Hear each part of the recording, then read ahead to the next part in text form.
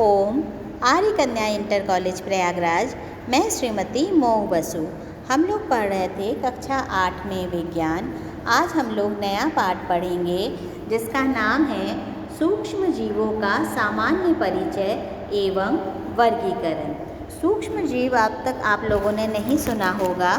तो सूक्ष्म जीव जो होते हैं वो बहुत छोटे होते हैं और इन्हें ज़्यादातर हम अपनी आँखों से नहीं देख सकते और कभी कभी देख भी सकते हैं, तो ये मिले हुए होते हैं। सूक्ष्म जीव क्या होते हैं? सूक्ष्म जीव सर्वव्यापी होते हैं, अर्थात हवा, पानी, मिट्टी, पौधों एवं जंतुओं के शरीर के अंदर एवं बाहर सभी जगह पाए जाते हैं। सर्वव्यापी मतलब सब जगह व्याप्त हैं। ये अत्यंत विषम पर्यावरण एवं प्रतिकूल परिस्थितियों जैसे बर्फ, गर्म पानी के झरनों, समुद्र की तली, दलदल आदि जगह पर भी पाए जाते हैं। अनेक सूक्ष्मजीव सड़े गले पदार्थों में मृतोपजीव के रूप में भी रहते हैं। अब सूक्ष्मजीव का वर्गीकरण। सूक्ष्मजीव 5 प्रकार के होते हैं। पहला जीवाणु, दूसरा विषाणु, तीसरा प्रोटोजोआ, चौथा कवक और 5वां शैवाल। ये आपको चित्र दिख रहा है बच्चों। इसमें देखिए, ये जो चित्र बना हुआ है इसमें 5 तरह के जीवों का वर्णन किया गया है। जीवाणु आपको दिख रहा है, जीवाणु लिखा हुआ है, फिर प्रोटोजोआ है, फिर विषाणु है, फिर शैवाल है और फिर कवक है। जीवाणु, प्रोटोजोआ, विषाणु, शैवाल और कवक। ठीक है, ये आपको 5 तरह के जीवों के बारे में पढ़ना है। अब हम लोग इसके आगे पढ़ेंगे सबसे पहले जीवाणु के बारे में। जीवाणु क्या है? ये गोलाकार, डंडाकार या सर्पाकृत आकार वाले होते हैं। कैसा होता है? देखो, ये दिख रहा है आपको, जीवाणु वाली जगह पे देखो गोलाकार है, सर्पाकार है। इस तरह से अलग अलग प्रकार के ये आकार में हो सकते हैं। इसके बाद देखो, जीवाणुओं की कोशिका में केंद्रक नहीं पाए जाते। ये आपको याद रखना है कि जीवाणु की कोशिका में केंद्रक नहीं पाए जाते। क्या नहीं पाए जाते हैं? केंद्रक नहीं पाया जाता। ये नहीं पाया जाता। जीवाणु की कोशिका में केंद्रक नहीं पाया जाता। इसकी कोशिका के चारों ओर कोशिका भित्ति होती है।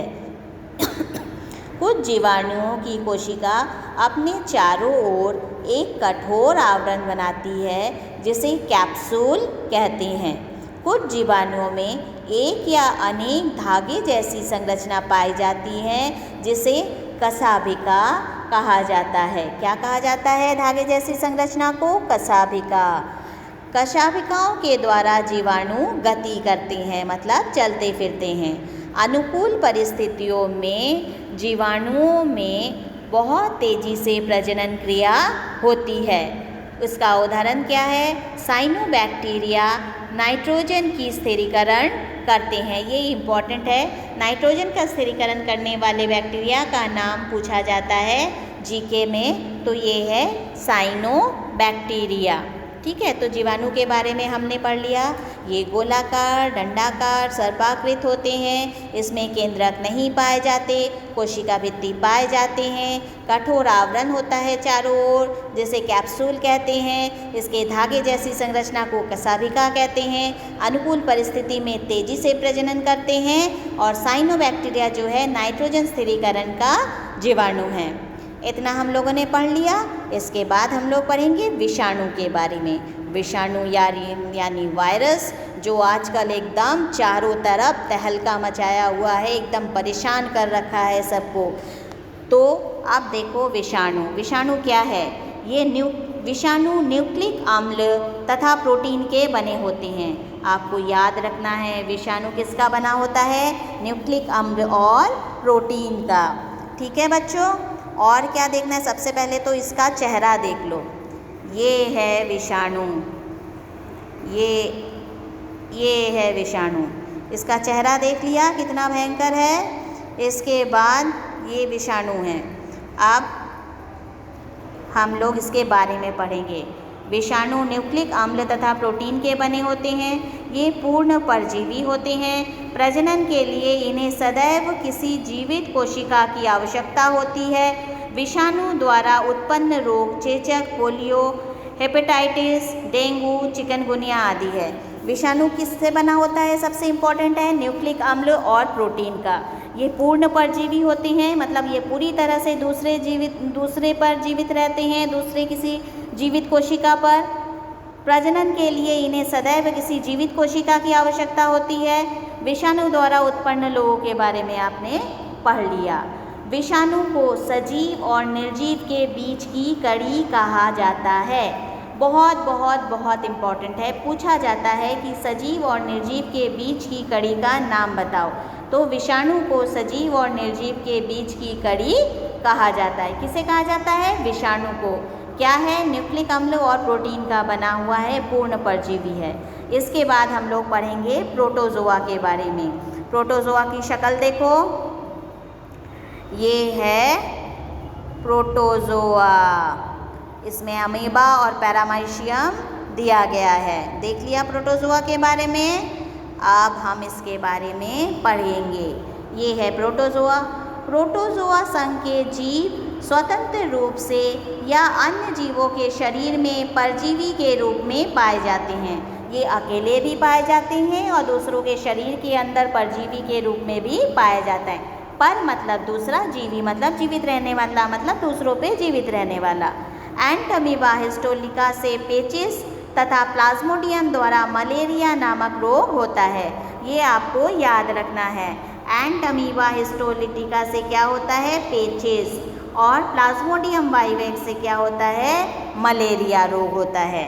ठीक है, ये दोनों आप याद रखेंगे प्रोटोजोआ के बारे में। इसके बाद हम लोग पढ़ने जा रहे हैं कवक। अब इसकी शक्ल देख लेते हैं। ये है कवक, नहीं ये है कवक, ये वाला, सॉरी, ये है कवक। इसकी शक्ल देख लिया आपने। अब हम इसके बारे में पढ़ेंगे। कवक। कवक को फफूंद भी कहा जाता है। कवक हमारे लिए लाभदायक या हानिकारक दोनों होते हैं। कवक क्या होते हैं? लाभदायक भी होते हैं बच्चों, हमेशा हानिकारक नहीं होते।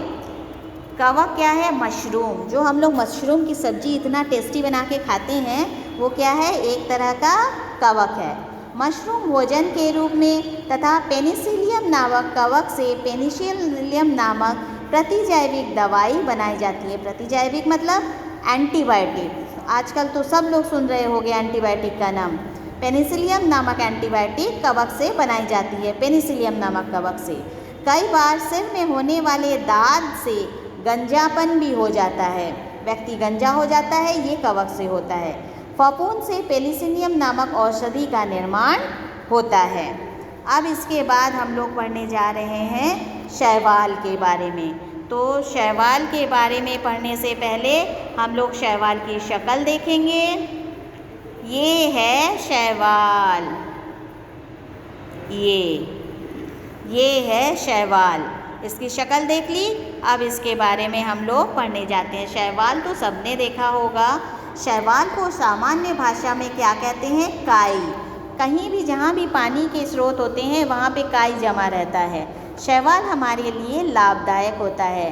नदियों तथा समुद्रों में पाए जाने वाले डायटम्स का उपयोग टूथपेस्ट, तापरोधी ईंट तथा वार्निश एवं पेंट बनाने में होता है। तो हम लोगों ने 5 प्रकार के सूक्ष्म जीवों के बारे में आज हम लोगों ने पढ़ लिया।